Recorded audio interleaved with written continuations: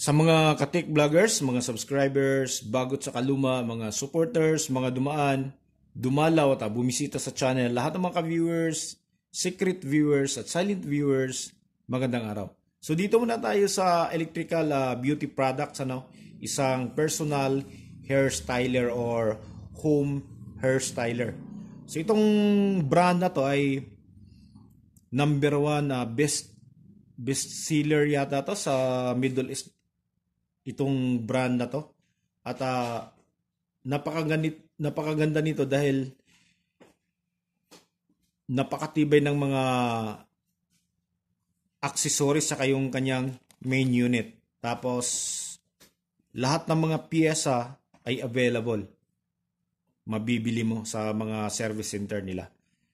Pero bago tayo mag-umpisa ay shoutout muna natin yung ating kaibigan dyan sa Mindoro, para sa mga ka-viewers natin na mahilig sa motorsiklo, kung papaano yung cash and installment basis sa mga motorsiklo. Tapos meron ka pang makikita sa mga sa showroom nila na bihirang-bihira mo makita sa iba, yung kanilang mga old stocks na mga motorsiklo. Okay? So dito kay shout out sa you sir, Seron TV. Dito kay Seron TV, dito mo matututunan kung papaano nga ba yung pagpangungutang, kung diskarte, kung paano mo siya babayaran at na hindi ka mahihirapan, at kung ano yung mga specs sa mga motorsiklo na gusto mong kukuhanin at ano yung mga freebies na kasama. Okay? So shout out sa iyo, Mr. Seron TV, yung kanyang channel Seron TV. Shout out kay Seron TV. So ito na tayo So itong hairstyler natin ay Panasonic, yung kanyang brand. Ayan siya. Ang kanyang modelo ay Zigzag 7255. Itong modelo na to. So kumpleto to. Ang maganda dito, napakaraming magagandang accessories. Ayan. So ito yung kanyang nozzle. Ito yung pangpatuyo ng buhok. Ito naman yung kanyang iron. Ayan, pangpa-firm or accent curl na gagamitin. Dito naman sa ito, roller brush. Pareho lang to nung isa. Ayan, kapareho lang sila.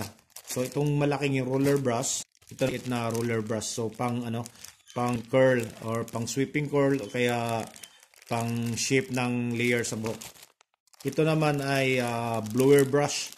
So pang pang seating tsaka pang patuyo ng buhok. Ayan. Okay? So ngayon ituturo ko sa inyo kung paano yung pagbubukas nito. Para sa mga bago, paano yung pagbukas nito na walang hassle, hindi ka mahihirapan at hindi magagasgasan. Kasi napakahirap kung magagasgasan mo, baka mamaya hindi tatanggapin ng kliyente or customer natin. Katulad niya, di ba? Makinis na makinis, ayan walang gasgas. So pag sinauli natin ito na magagasgasan to, pwedeng hindi tanggapin ng customer o kaya pabayaran na lang ng bago, kaya pabibiling ka na lang ng kapalit. So mahirap, di ba? Ayan. So ito yung ituturo sa inyo kung paano yung pagbukas para sa mga non-electronics, non-electrical na walang karanasan sa mga ganito, So kung magbubukas kayo nito, so hanggang linis-linis lang kayo. Huwag niyong pakialaman yung circuit dahil delikado. Okay, so ngayon bubuksan natin para makita nyo. So pwedeng una ka dito. Ayan yung dalawang screw. Pwede rin dito. So ako, dito ko inuuna. Ayan. So babatakin lang natin to. Ayan. Tapos ayan yung plastic guard. Okay? So ito yung isa sa mga pagkakaingatan natin dahil pag nawala to, nabasag or nabutas, so pwedeng pumasok yung lahat ng dumi dito at number 1 na papasok dito yung buhok. So kapag pumasok yung buhok, pwedeng kumapit yun doon sa fan at magbabara. Okay? So natanggal na natin. So meron pa isa, itong lock na to. Ayan. Para huwag humiwalay itong kanya, tatanggalin natin yan. Okay? So tatanggalin natin, ayan So dito na tayo. Ayan. Ito na ngayon yung tatanggalin natin. Ayan. Okay, so natanggal na natin yung dalawang screw. Ilahin. Ayan.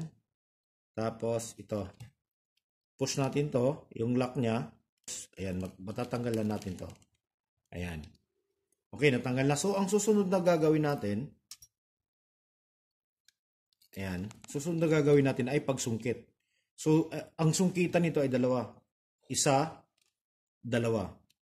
Okay? So, huwag kang magsungkit dito. Kita mo naman, oh, dikit na dikit yan. Dito medyo awang ng konti. So, dito ka magsungkit. Ang gagamitin natin para wag magagasgasan, gagamitin natin pangsungkit ay plastic. So, kung hindi madadala sa plastic, kahoy. Ngayon, kung ayaw sa kahoy, ito yung last option natin. Okay? So, ang gagawin natin dito, isa lang yung susungkitan natin, either dito o dito. So, dito tayo magsusungkit. Kapag nabuksan na natin to, kapag nasungkit natin to at umangat na, huwag na tayo magsungkit dito. Dito lang banda. Kasi nandito yung mga clips niya. Dito banda. Yung kanyang lock. So, subukan natin, ano? Pasok natin to. So, parang cellphone lang din, tsaka yung ibang mga bagay na bubuksan. Ayan, ayan, oh. Okay? Okay? Bumukas na. Tapos, tanggalin natin to. Ayan. Ayan siya. So, natanggal na. Ayan, oh. So, walang kagas-gas-gas-gas pati dito sa kabila. Ayan. Okay? So, iitim lang yan dahil sa mga dumi. So, lilinisin lang natin yung marka sa dumi. So, ayan. So, ang madalas na problema nito sa mga ganito kapag matagal nang ginagamit ay hindi maiiwasan na papasukin ng buhok. So, yung buhok papulupot dito. Pagkapulupot ng buhok dito, babagal yung takbo ng fan at mahina yung buga ng hangin papunta sa heater natin. So, ang mangyayari ito, papakita natin sa inyo, no? Tanggalin natin tong cover niya. Ayan, tanggalin natin yung cover. So, sa pagtanggal ng cover, ayan, sungkitin natin konti yan. Tapos, ganyan. Ayan, so natanggal na. So, ito nga yung mangyayari. Kapag mahina yung buga ng hangin papunta dito, mag-iinit ng husto to, magbabaga. So, ngayon, pagtaas ng temperatura nito, magsi-switch off ngayon yung ayan, yung thermostat natin ito. Thermostat. Tapos titigil yan. So, hindi mo siya magagamit ng dire-diretso kasi titigil siya mga hindi abutin ng minuto kasi nga mahina. So, ngayon, kapag madalas mangyayari sa ganon, nasisira to katagalan. Hindi na mag-o-off, natutunaw. So, lagi nang nakadikit. So, kapag nakadikit na yan, hindi na ma-off niya yung heater. So, laging nagbabaga yan. Pagbaga niyan, at hindi na lumampas na sa temperatura ng thermal fuse natin, yung thermal fuse naman natin yung bibigay. So, pagbigay ng thermal fuse, wala na. Wala na siyang power. So, yun lang yung mga babantayan natin, ano? So, dito sa voltage selector switch, saka dito naman sa kanyang heater and fan switch, bihira itong masisira yung mga ganito. Pero meron din, ang ikakasira naman nito ay yung nag-i-spark sa loob. Yan. So, ganun lang yung problema. So, madalas talaga ito lang. Yung kanyang thermostat, saka yung kanyang thermal fuse. Okay? So, ganun lang. Para sa mga, ulitin ko, para sa mga walang background sa electrical tsaka sa electronics, ano? So, huwag niyong pakialaman to. Hanggang linis-linis lang kayo. Ayan. Tapos ito, balik natin. Paano natin siya balik? So, hanapin lang natin to dito. Natatama dito. Ayan. Tapos, push natin uli para mag-lock. Ayan, nag-lock na siya. Ibalik na natin ngayon. So, sa pagbalik, ito ingatan natin to ha kasi pag natanggal to at nahulog, tatalsik yung spring. Ayan, napakahirap pa naman maghanap ng spring nito. Ayan, so pwede nating ihuli yan. Ayan siya. Balik natin. Tapos itong wire na to, kailangan nakasuot dito sa ilalim. Okay, kailangan. Ayan, nakalapat ng maigi.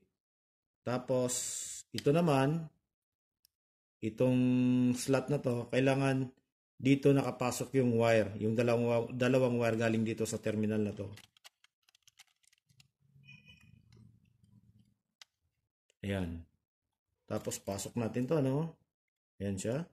Dito, ilagay muna natin. Iuna muna natin ilagay to. Ayan. Ayan, oh, nahulog na. Ayan siya. So, lagay natin to dito. Ayan. Tapos, pasok natin to. So, siguraduhin lang natin na talagang pumasok siya, no? Ayan, oh. So, hirap kapag walang camera, ibang camera, no? O wala ibang tagahawak ng camera. Ayan. Okay? So, pasok natin to rito. Ayan. So, nakaganyan na siya. Ayan. Saka natin ilagay yung takip. So, sa paglagay sa takip, kailangan ayan. So, ayan na, no? Unahin natin dito. Huwag tayong dumiin muna dito banda. Dito sa likod yung unahin natin. Ayan. Dito yung unang idiin natin. Ayan, no? Ayan. Okay? So, ayan, nag-lock na siya. Saka tayo dito. So, sa pag gano'n, ayan, no? Nakaangat pa ng konti, no? So, anong gagawin natin dito? Huwag nating itulak na pag ganun. Dito, ito yung itulak lang natin. Itong isa lang na to. Itong isang side na to. Yan o. Tingnan nyo ng maigi. Ayan. Ayan, ganun lang siya o. Tapos balik natin to. Kanyang knob. Ayan. Tapos ito. Pasok natin dito. Ayan. Tapos yung kanyang pinaka last na lock. Ayan. Tapos dito naman, hanapin lang natin yung dito, yung malaking, ayan, sa ba? Ito. Itong malaki na to, ayan o. Tapos maliit dito. Maliit dito. Pindutin natin ulit ito. Tapos pasok, ayan na. Ayan. Tapos, kabit mo yung screw. Wala na. Ayan o. So, walang gasgas. Hindi nagagasgasan. Ayan. Okay? So hanggang dito na lang siguro tayo. No? Sana'y makakatulong to sa mga bago. Baka makaka-encounter kayo ng mga ganito. Kaya yung mga misis o mga girlfriend nyo na makakabili ng mga ganitong item at kailangan na ng maintenance. So pwede nyo buksan. Ulitin ko, kung wala kayong background sa electrical sa electronics, huwag nyo pa kailangan yung circuit. So hanggang linis lang kayo. Okay, so hanggang dito na lang siguro tayo. Maraming salamat. God bless at bye-bye.